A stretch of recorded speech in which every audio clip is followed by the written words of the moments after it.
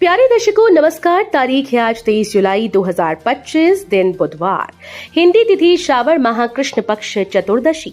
आइए नजर डालते हैं हमारे प्यारे राज्य हिमाचल प्रदेश की तमाम बड़ी खबरों पर।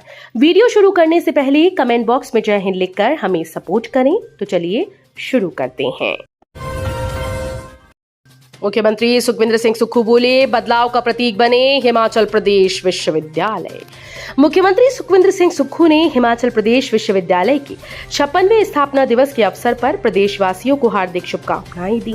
अपने एक संदेश में मुख्यमंत्री ने कहा कि ये हम सभी के लिए गौरव का क्षण है कि इस विश्वविद्यालय ने युवाओं को ज्ञान प्रदान करने के 55 वर्ष पूर्ण कर लिए हैं। उन्होंने कहा कि ये विश्वविद्यालय न केवल शिक्षा का केंद्र है, बल्कि ये प्रदेश के सामाजिक, राजनीतिक, सांस्कृतिक और आर्थिक विकास का भी प्रतिबिंब है।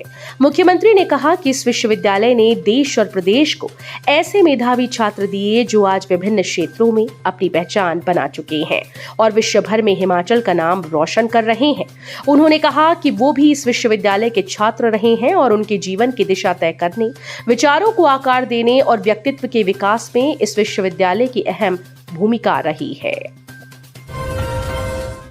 हिमाचल प्रदेश में जमीन की निशानदेही पर फिलहाल रोक, इस वजह से प्रदेश सरकार ने लिया फैसला। हिमाचल प्रदेश में जमीन की डिमार्केशन पर रोक लगा दी गई। बारिश के मौसम में जमीन पर झाड़ियां और घास उगने के कारण ये फैसला लिया गया। सरकार का मानना है कि अगर ऐसी स्थिति में जमीन की निशानदेही की भी जाती है तो वो सटीक नहीं होगी। मौसम साफ होने पर ही इस कार्य को अमली जामा पहनाया जा सकेगा। जिन लोगों ने डिमार्केशन के लिए आवेदन किया है, पटवारी और कानूनगो उसकी औपचारिकताएं पूरी करेंगे।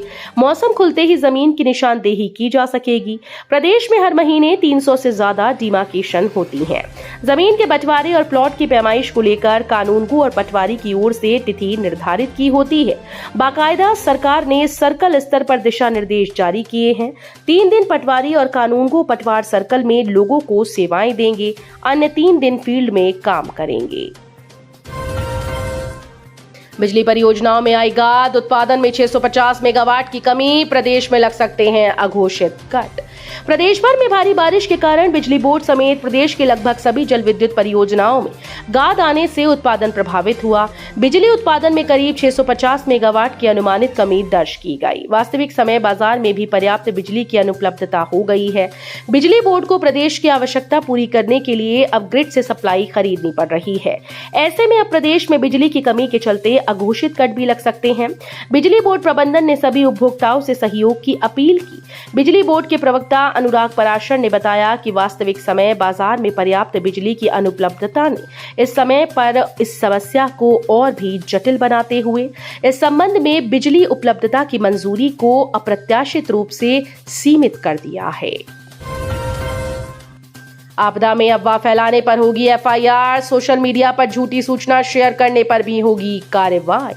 आपदा के समय सोशल मीडिया पर किसी भी तरह की झूठी सूचना या अफवाह फैलाने वालों पर अब सख्त कानूनी कार्रवाई की जाएगी। पुलिस मुख्यालय ने सभी जिला पुलिस अधीक्षकों को विशेष दिशा निर्देश जारी किए।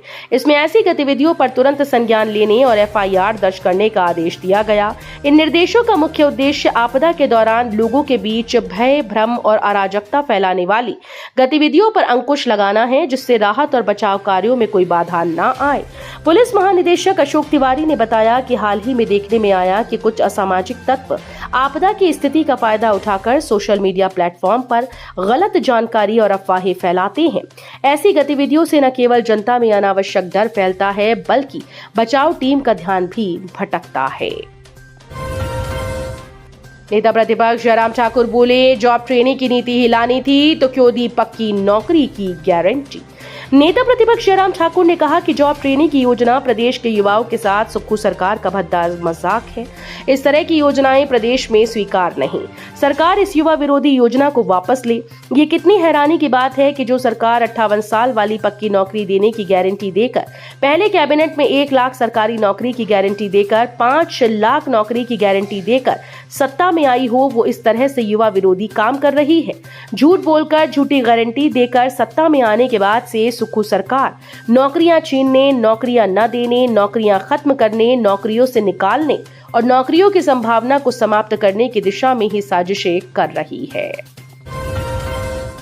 जिला में इस कारण अभी भी 8000 राशन कार्ड ब्लॉक। जिला कांगड़ा में अभी भी राशन कार्ड ब्लॉक होने के चलते उपभोक्ताओं को मासिक राशन लेने संबंधी समस्या से परेशान होना पड़ रहा है। जानकारी के अनुसार जिला कांगड़ा में उचित मूल्य की दुकानों से अलग अलग श्रेणी के तहत कुल 40,000 राशन कार्ड बिना KYC के चलते ब्लॉक हो गए थे। इसके चलते इन उपभोक्ताओं को राशन संबंधी समस्या से वंचित होना पड़ रहा था। हालांकि संबंधित विभाग के तहत अधिकृत डिपुओं में राशन कार्ड की KYC होने के बाद उपभोक्ताओं को राशन उपलब्ध हो गया है। प्राचीन मंदिरों, किलों व पुरातात्विक स्थलों का होगा जीर्णोद्धार, सरकार ने स्वीकृत की करोड़ों की राशि। हिमाचल प्रदेश की सांस्कृतिक पहचान को सुरक्षित रखने के उद्देश्य से सरकार द्वारा लगभग 50 करोड़ रुपए की राशि प्राचीन मंदिरों, किलों और पुरातात्विक महत्व के स्थलों के जीर्णोद्धार के लिए स्वीकृत की गई। इसमें से राज्य के अधिग्रहित मंदिरों में विभिन्न विकासात्मक कार्यों के लिए 37 करोड़ रुपए का सहायता अनुदान प्रदान किया गया है। प्रमोशन का इंतजार कर रहे शिक्षकों के लिए अच्छी खबर, 800 मुख्य अध्यापक व लेक्चरर बनेंगे, प्रधानाचार्य प्रक्रिया शुरू। हिमाचल प्रदेश के सरकारी स्कूल में कार्यरत मुख्य अध्यापक व प्रवक्ताओं को जल्द ही पदोन्नति का तोहफा मिलने वाला है। शिक्षा विभाग 800 प्रवक्ता व मुख्य अध्यापकों को पदोन्नत कर प्रधानाचार्य बनाएगा। विभाग ने इसका प्रस्ताव तैयार कर दिया है। शिक्षा विभाग इसी सप्ताह राज्य लोक सेवा आयोग को इस प्रस्ताव को भेज देगा। प्रधानाचार्य पद पर पदोन्नति के लिए विभागीय पदोन्नति समिति की बैठक आयोग करता है। पदोन्नति के लिए 50-50 का कोटा निर्धारित है। दो भाइयों की एक दुल्हन पर हिमाचल के मंत्री बोले, ये जोड़ीदार प्रथा पर इस शादी में बदल दिया एक रिवाज। जिला सिरमौर के चर्चित बहुपति विवाह पर संसदीय कार्य मंत्री और शिलाई विधानसभा क्षेत्र के विधायक हर्षवर्धन चौहान ने पहली बार प्रतिक्रिया दी। उनका कहना है कि बहुपति परंपरा एक पुरानी चली आ रही प्रथा है। इस परंपरा का नाम जोड़ीदार प्रथा है। शिलाई का शायद ही कोई ऐसा घर होगा जहां पर ऐसी शादी ना हुई हो। यहाँ जोड़ीदारी प्रथा के अनुसार दो सगे या इससे अधिक भाई एक ही दुल्हन के साथ 7 फेरे लेते रहे हैं। सचिवालय में मीडिया प्रतिनिधियों के साथ बात करते हुए उन्होंने कहा कि ये परंपरा इसीलिए भी प्रचलित है ताकि संपत्ति का बंटवारा न हो सके। 12 बस रूट्स पर स्टेज कैरेज वाहन चलाने का मौका, परिवहन विभाग ने बढ़ाई आवेदन की तारीख। हिमाचल प्रदेश परिवहन विभाग के द्वारा जिला मंडी के चयनित 12 बस रूट पर स्टेज कैरेज वाहनों के संचालन के लिए आवेदन की अंतिम तिथि बढ़ा दी गई। क्षेत्रीय परिवहन अधिकारी नवीन कुमार ने आज यहां बताया कि इन बस रूट के लिए संचालन के पहले 9 जून से 21 जुलाई तक ऑनलाइन आवेदन आमंत्रित किए गए थे। अब विभाग ने इन रूट के लिए आवेदन की अंतिम तिथि को बढ़ाकर 28 जुलाई कर दिया है।